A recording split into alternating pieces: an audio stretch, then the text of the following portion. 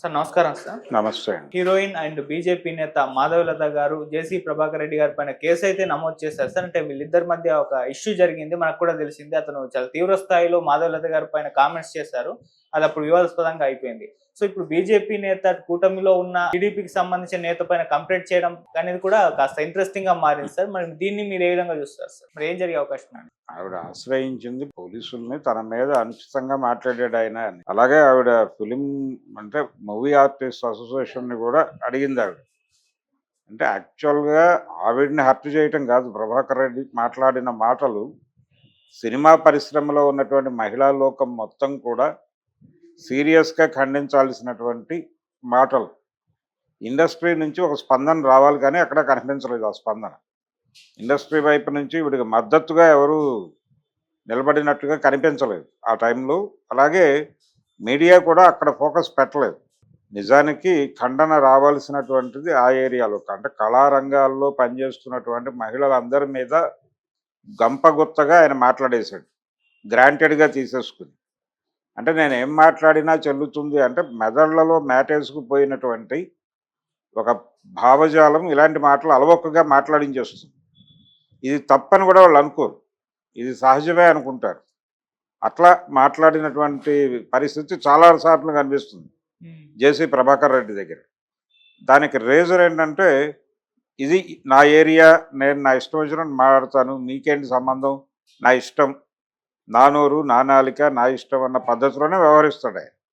ఈ వ్యవహరించే క్రమంలో ఆయన ఎవరు ఏమిటి, ఏ ఏరియాలో మాట్లాడుతున్నాం మనం అనేది అసలు పట్టించుకోడు.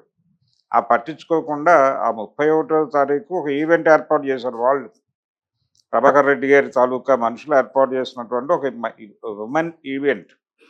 అంటే పర్టికులర్గా ఆడపిల్లలతో 31st నైట్ సెలబ్రేషన్స్ నడపాలి అని ఈవిడ చాలా క్యాజువల్గా ఒక మాట ఉంది. ఆ ఏరియాలో అంటే ఎక్కడైతే తాడిపత్రి ఏరియాలో వీళ్ళు ఆ ప్రోగ్రామ్ చేయాలనుకుంటున్నారో ఆ ఏరియాలో కొంచెం ఇబ్బందికరమైనటువంటి పరిస్థితులు ఉండేవని నేను విన్నాను, నా నోటీస్కి వచ్చింది. అంటే నువ్వు బెంగళూరులో ఉంటావు, హైదరాబాద్లో ఉంటావు, నీకెలా తెలుసు అని మాట్లాడాడు ఆయన. ఆవిడ ఎక్కడైనా ఉండొచ్చు, ఆ ఏరియాకి కూడా ఆవిడ గతంలో ఎప్పుడో వెళ్ళినట్టుగా చెప్తోంది.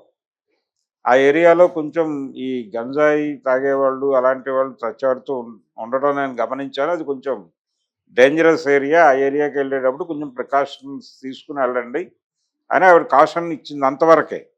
ఆవిడెవరిని ఆ ఈవెంట్ని కానీ ప్రభాకర్ రెడ్డినో లేకపోతే మరొకళ్ళనో ఏమీ కించపరచలా. చాలా క్యాజువల్ కాషన్ నోటీస్ ఇచ్చింది ఆవిడ, తెలిసిన సందర్భంగా. దాని మీద ఆయన రియాక్ట్ అయిపోయి, అసలు నువ్వేంటో నీ భాగవతం ఏంటో తెలుసా, నాకు అందరికీ తెలుసు ప్రపంచంలో అన్న పద్ధతిలో మాట్లాడాడు. అది చాలా దుర్మార్గమైన గ్రాంటెడ్ స్టేట్మెంట్. ఈ గ్రాంటెడ్ స్టేట్మెంట్లు ఇచ్చి పడేసినప్పుడు ఇండస్ట్రీ కదా స్పందించాలి. అది ఆ అమ్మాయిని ఒక్కతనే అన్నారని అనుకోనక్కర్లేదు. అది నిజానికి ప్రపంచంలో ఆవిడ లాగా అంటే కళారంగంలో ఉన్నటువంటి అందరూ అమ్మాయిల్ని అనేసినట్టుగానే భావించాల్సి ఉంటుంది. అందుకని ఆ రకమైన స్పందనని కూడగట్టి ఒక సీరియస్గా గనక ఫైట్ ఇచ్చుంటే ప్రభాకర్ రెడ్డిని లోపలేసేటువంటి ఛాన్సెస్ ఉన్నాయి. అయితే ఆయన సారీ చెప్పాడు తర్వాత, ఆయనకి వేడి అర్థమైంది. ఈ వేడి అర్థమవుతున్నటువంటి క్రమంలో ఆయనలో ఒక మార్పు మొదలై నెమ్మదిగా బహిరంగంగా బేషరతుగా క్షమాపణ చెప్పేసుకున్నాడు. కానీ అప్పటికే కేసులు ఫైల్ అయి ఉన్నాయి. ఈ ఫైల్ అయి ఉన్న కేసుల తాలూకా పరిణామం ఇప్పుడు చూస్తున్నాం. దీన్ని ఆయన డెఫినెట్గా నేను సాల్వ్ చేసుకుంటాడని అనుకుంటున్నా.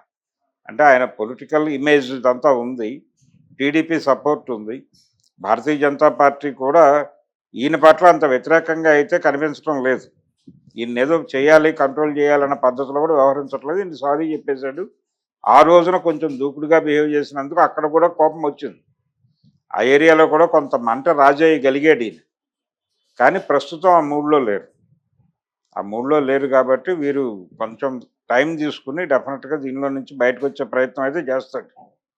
ఆయనకి కొంత కనిపించకుండా టీడీపీ సపోర్ట్ చేసే అవకాశం కూడా ఉంది. కానీ ఉన్న కండిషన్ నుంచి ఇమ్మీడియట్గా అతన్ని అంతర్ధానం చేయటం అయ్యే పని కాదు కాబట్టి ఈ చర్యలు తీసుకుంటున్నారు.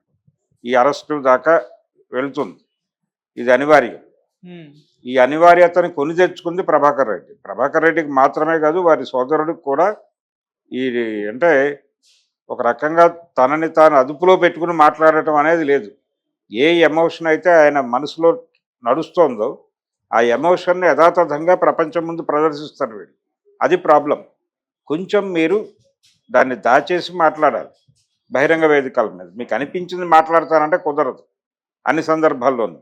కానీ వీళ్ళిద్దరూ అనిపించింది మాట్లాడి వివాదాస్పదం అవుతారు. అలా మాట్లాడటం అనేది దానికి ఒక ప్రాతిపదిక ఏంటంటే మనం ఏం చేసినా చెల్లుతుంది, మనం చెల్లుబాటు చేసుకోగలం అనే కాన్ఫిడెన్స్. ఇది యాటిట్యూడ్ కాదు. ఇది యాటిట్యూడ్ అని చెప్తున్నారు కానీ అది కాదు. అంటే ఏమిటి, వీళ్ళు ఏదైనా బుల్డోజ్ చేయగలం అనేటువంటి ఒక రకమైనటువంటి అహంకారం.